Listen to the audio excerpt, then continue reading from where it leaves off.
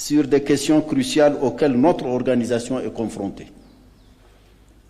I pay tribute to the heads of state and heads of delegation who have traveled to Nairobi despite their busy schedule, very busy schedule.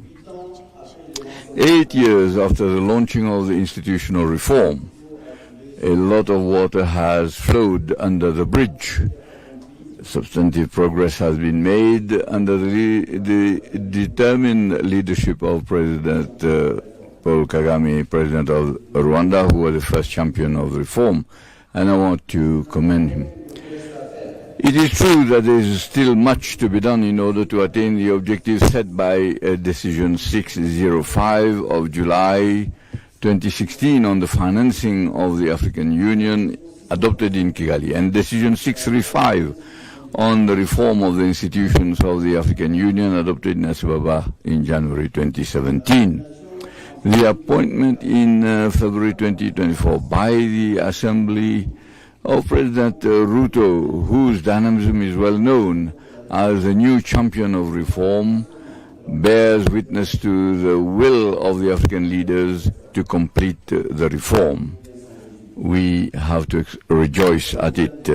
Excellencies, ladies and gentlemen, I've had the historical privilege of having witnessed the initiation of the institutional reform in July in Kigali, 27 in July, as the Minister of Foreign Affairs of Chad and Chairman of the Executive Council. Late President Déby Itno, may his soul rest in peace, was then the current Chairman of the African Union.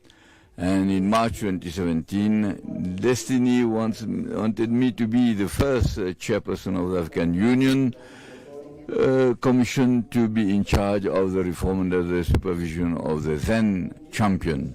This is to state the commitment to the success of this reform, which is coordinated on a daily basis by Pierre Mukoko, the head of the reform unit, whose action I want to commend. I want to point out in a non-exhaustive manner the reform, the institutional reform of the African Union, the amendment of the achievements, that is, which include the amendment to the election process, as well as the shortlisting mechanism for the selecting the commissioners for the commission. The transformation of NEPAD into a development agency of the African Union, that is, to give greater autonomy to the Africa CDC, and also to strengthen the secretariat of the AFCFTA, and then to strengthen the mandate of APRM and have its budget included in the budget of the African Union. The objectives set up for the peace fund, that is fixed at $400 billion, have been attained. Now the replenishment of the fund has been launched in Accra when we had our sixth mid-year coordination meeting in Accra, and the has been reviewed, that is, the scale of assessment has been reviewed in order to have a greater balance and reduce the burden of all member states. The budget process of the African Union is being improved with the adoption and implementation of the action, which is obviously not perfect, but initiated by the 15 African ministers of finance. And then with regard to relations with the regional economic communities, the results that we have obtained is encouraging. The second ordinary session of the African Union, which was held in June-July each year, has been replaced by a mid-year coordination meeting that brings together the 5 heads of state of the Bureau of the Assembly,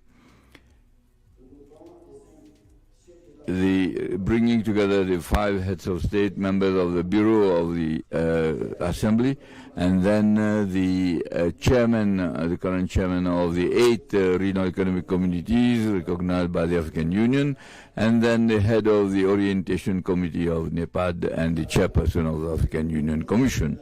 Furthermore, The protocol on the relation between the African Union and the regional economic communities has been reviewed. The new protocol has been in force in 2021. As regards the division of labor between the African Union and the regional economic communities and the member states, and under the enlightened leadership of President Ruto, Champion for Reform has made significant progress with the submission to the reform unit of the report of the consultant hired for that purpose. A retreat will be organized on 6-7 February in Addis Ababa to consider this said report. Excellencies, ladies and gentlemen, during the deliberations, I want to openly and frankly tell you the facts that I have noted and the lesson learned over the 8 years that I have been at the helm of the African Union Commission. It will behove you to give the necessary orientations that you deem necessary, and that will be led by President Ruto. Because reform shakes up entrenched habits.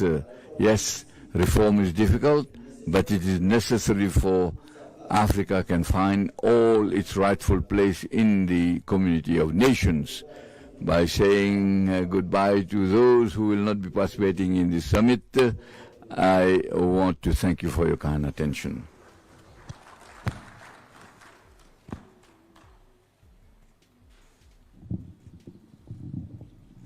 Your Excellencies, with your permission, I would like to request His Excellency Mohammed Salem Mazog to make a statement on behalf of the President of Mauritania.